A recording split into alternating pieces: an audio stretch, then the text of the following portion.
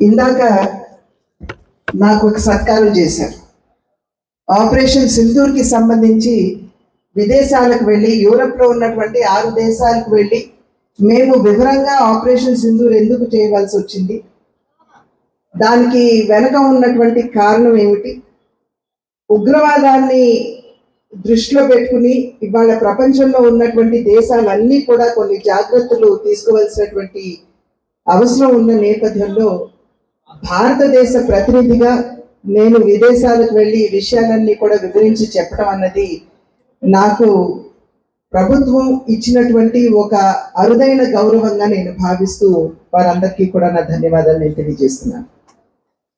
Operation Sindoor అని పేరు ఎందుకు పెట్టారో, 10 రోజుల క్రితం వివాహమైనటువంటి ఒక నవవధువు తన కళ్ళ ముందే భర్తని ఉగ్రవాదులు పాయింట్ బ్లాంక్ గా, అంటే తలకి పిస్తోల్ పెట్టి ఆ నవవధువు కళ్ళ ముందే షూట్ చేసి హతమార్చడం జరిగింది.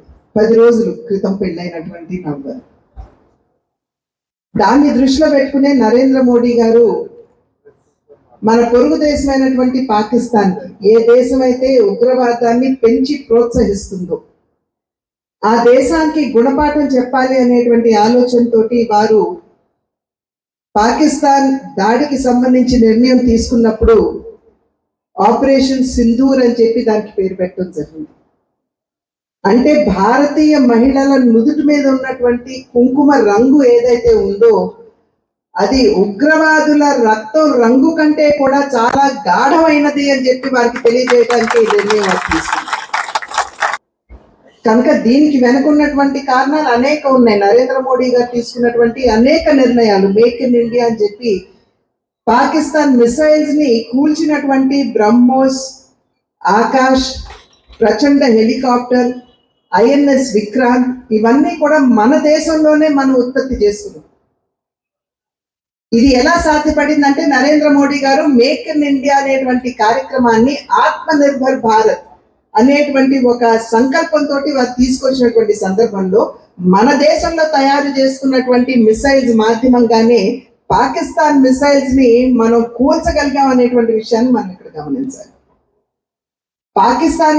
పాకిస్తానీలు చైనీయుల దగ్గర నుండి వారు ఆయుధాలు కొన్నారు, కానీ చైనాకి సంబంధించినటువంటి ఆయుధాల యొక్క సామర్థ్యం ఏంటో మనం అందరం కూడా టీవీలో చూసాం. వారు బాంబు వచ్చి మన దేశంలో పడింది, పేలలేదు, మన సైనికులు వెళ్ళి దాన్ని డిఫ్యూజ్ చేసేటువంటి పరిస్థితి మనం టీవీల మాధ్యమంగా మనం అందరం కూడా చూసినటువంటి నేపథ్యం.